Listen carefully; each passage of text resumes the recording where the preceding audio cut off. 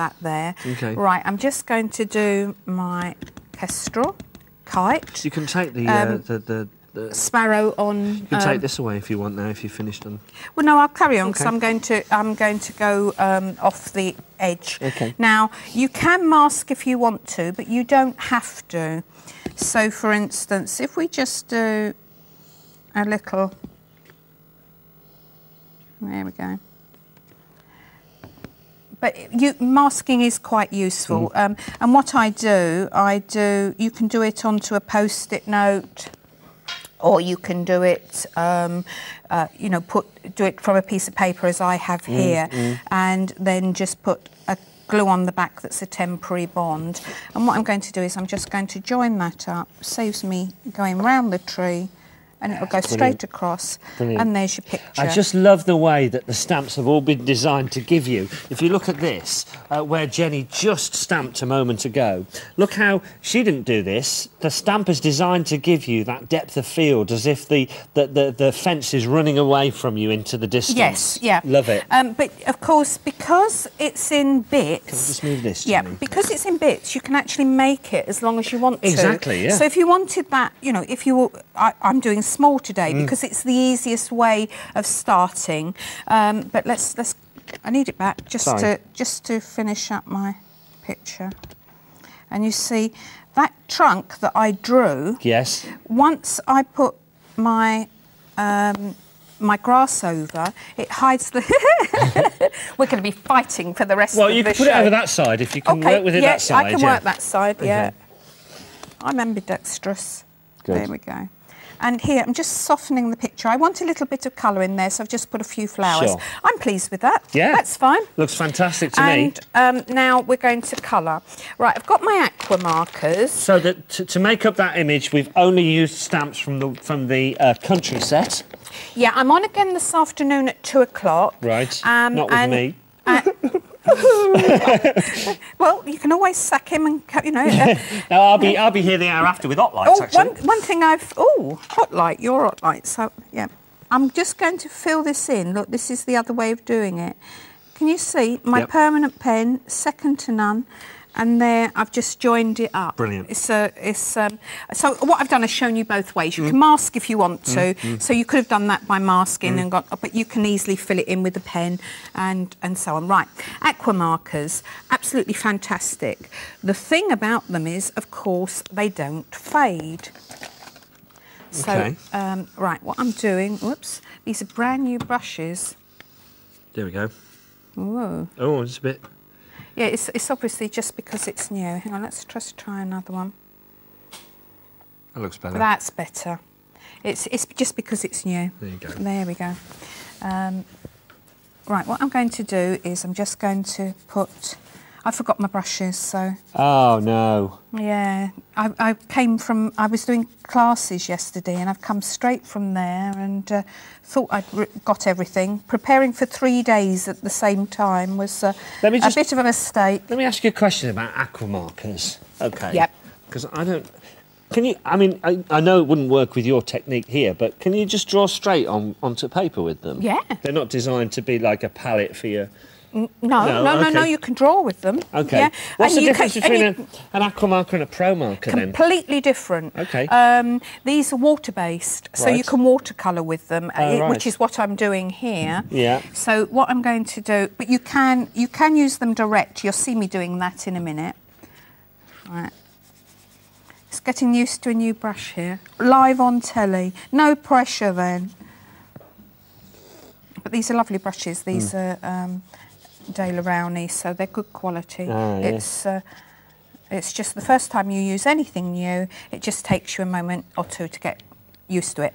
When you're starting to use, aqua markers are best on watercolour paper anyway, but when you're starting this technique, you're best using watercolour paper. It's very, very forgiving. It will warp if you get it very wet, as I have there, but it'll go flat as it dries. Okay, a bit like my hair. Right, I'm using the fat end here. So I'm using the aqua markers direct now. You know they've got two two sides, two ends, one fat, one thin. So I'm just going in and getting a bit of colour on there, okay? Again, I can go in direct. I'm just going in here. Direct. See, there's no... This is what amazes me. There is no sort of fiddly technique here. You're just splashing colour on, if you like. Well, I reckon, you know, yes. you can. The thing is, you can be precise if you want to. My way isn't necessarily the right way. I'm giving you a starting point. Yep. But then you change that. You take what bits of my work you like and leave out the bits that you don't like. Right, I'm just colouring direct here in with my aqua markers. Ideally wait for it to dry for a moment or two, because if you're into a very, very wet area, what will happen is it will bleed over the edge. Okay. And a good quality brush is a bonus. Brushes on our website. There's none in the show, but you can find lots of paint brushes on our website. Art and painting is a big thing here now at Create & Craft, so check out on the website if you're looking for the brushes. Yeah, that's it. That's the one that I've been given this morning, which is the De La Rowley. So since it's yours, I guess it's on the website. Yes, 10 brushes, really, really good quality as well. So look for those on the website. Right. In fact, there it is, actually, the website. Just you can see there. And there's some brushes in the show and all sorts of things. So you know where that website is. If you're watching this channel and you haven't used our website, you must be a very, very new viewer, I would guess. Right, you can see this is a good quality brush, so I can get into small areas. And it's just an impression I'm giving. I don't actually mind if I go over the edge. I'll put sort of odd colours here, there and everywhere like this. And you get a far more realistic look. Sure. Now, don't be put off if you find that there's something that you don't like. Like that green is a lovely green, but it's too vibrant for Very countryside. green, yes, yeah. But looks like AstroTurf. But look. Ah. Just do it with a bit of brown, or if you want it lighter, the lighter green. And can you see that's a beautiful green? So, you know, use your colours, mix them, play with them, and you will get a brilliant image. I'm trying to do this quite quickly so that we can get lots of demos in, but not too quickly that I spoil it. No, I know Jenny's very modest about this, but I'm telling you guys at home, right, if I was to suddenly take up crafting for a living, okay, maybe they just said, look, Martin, you're rubbish, get off. Right? And I was going to take up, this is what I would do. Honestly, hand on heart, on the cats' lives, this is the one thing that inspires me when we do these. I love all the card-making shows. I love my hot lights. I love working with Barbara Gray. She's absolutely brilliant. But that's card-making. This, to me, is art that you can use on a card if you want to. And this is what I would do because it's just so much fun to watch. We were talking about mistakes. You just you missed me covering another one. I got a little blob of green on there, and it was quite dark. So all I did was put clean water over, patted with kitchen towel, and it came out. Brilliant. Okay, so that's an okay picture. If I was at home, I'd spend a little bit more time just getting it right. It just needs a little bit more colour on there. But I'm going to put some flower soft over the top of this one now. There we go. So there's my picture. Fantastic. Okay. Let's turn that round and show that to everybody. That wasn't difficult, was it? And just look at that.